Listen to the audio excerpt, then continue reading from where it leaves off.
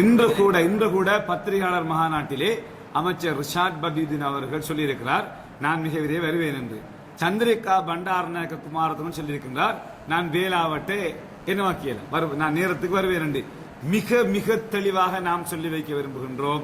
எந்த காரணம் கொண்டோம் நாங்கள் மஹிந்த ராஜபக்சேயை தவிர வேறு யாரையும் ஆதரிக்க மாட்டோம். அல்லாஹ் மீது மிக தெளிவாக நாம் சொல்லி வைக்க விரும்புகின்றோம். நானும் என்னுடைய கட்சி உறுப்பினர்களும் மிக தெளிவாக இருக்கின்றோம். ஜனாதிபதி மஹிந்த ராஜபக்ச அவர்களுடைய வெற்றியை உறுதிப்படுத்துவதற்கு நாங்கள் சரீர பலத்தை மாத்திரமல்ல பொருளாதார ரீதியாகவும் முழுமையாக நின்று அவருடைய நாங்கள் வெற்றியை உறுதிப்படுத்தி, இப்பொழுது எங்களை பற்றி விமர்சனம் செய்கின்றவர்கள் நாங்கள் இன்று இந்த தீர்மானங்களின் பின்னர் கடும் விமர்சனத்துக்குள்ளாகுவோம்.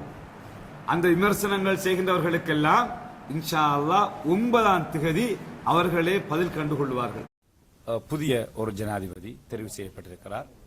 நாங்கள் தேர்தல் காலங்களிலும் எல்லா காலங்களிலும் நாங்கள் பிரார்த்தனைகள் செய்ததும் நாங்கள் பொதுவாக சொன்ன ஒரு விஷயம், இறைவனுடைய நாட்டம், இறைவனுடைய தீர்ப்பு எவ்வாறு இருக்கிறதோ அதை நாங்கள் சந்தோஷமாக ஏற்றுக்கொள்வோம். இந்த நாட்டுக்கு பொருத்தமான ஒரு தலைமைத்துவத்தை நீ எங்களுக்கு தா என்றுதான் இறைவனிடத்திலே நாங்கள் எப்போதுமே நாங்கள் பிரார்த்தித்தோம். அல்லாஹ்வினுடைய நாட்டம், ஜனாதிபதி மைத்ரிபால சிறிசேன அவர்கள் இந்த நாட்டினுடைய ஜனாதிபதியாக தெரிவு செய்யப்பட்டிருக்கிறார்கள். ஆகவே இறைவனுடைய நாட்டத்தை தீர்ப்பை நாங்கள் ஏற்றுக்கொள்கின்றோம். அந்த ஜனாதிபதிக்கு எங்களுடைய வாழ்த்துக்களையும் பாராட்டுக்களையும் சந்தர்ப்பத்திலே நாம் தெரிவித்துக் கொள்கின்றோம். புதிய ஜனாதிபதி அவர்களுக்கு எங்களுடைய முழு ஆதரவையும் வழங்குவதை நாங்கள் தீர்மானித்திருக்கிறோம். நாங்கள் எங்களுடைய முழுமையான ஆதரவை ஜனாதிபதி மைத்ரிபால சிறிசேனவுக்கு அவர் முன்வைத்திருக்கின்ற வேலை திட்டங்களில், நல்ல வேலை திட்டங்களுக்கு, சமூகம் சார்ந்த அல்லது மக்களுக்கு நன்மை வைக்கக்கூடிய அந்த வேலை திட்டங்களுக்கு எங்களுடைய முழு ஆதரவையும் வழங்குவதென நாங்கள் தீர்மானித்திருக்கிறோம்.